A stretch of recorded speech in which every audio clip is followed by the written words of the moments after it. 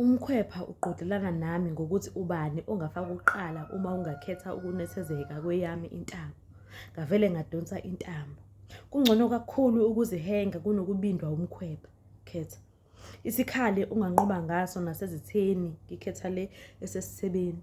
Nyama uyabulala, nyama uyangifikisa. Lapha esithebeni usunekelwe ukufekethisa nakhu umphimbo wami obungenakusola lutho. Lesi sikhumba sakho esisuka kalula asiwenzi umehluko ngoba sikugojela ngisho sesibubonile ubuze bakho.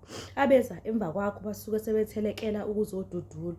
Umkhwepha uyangihlubula. Angiwuthandisisi kepha isisu kasikweleta yikho uzifica namanje zibambene. Ongaphandle nongaphakathi isiphetho umoya ophelayo emphinjeni. Umkhwepha ubonakala ngezinyawo masibheka emlonyeni. Kanti sasekwenzeni? Usibinda nje kwenzekeni. Eheni, nyamandini, pho mnandi yini? Uphoxa ngokuzingela thina sithi siyazidlela ube uzama ukusigojela. Ubosithela kube kanye njengabanye. Ungabe ukhandashisa ongatheni ulibale ukusibinda uyangidinga. Siyakudinga, sicela uyeke usibinda. Mkhwephandini, udikile uma ungafisi ukuba ingxenye yedili.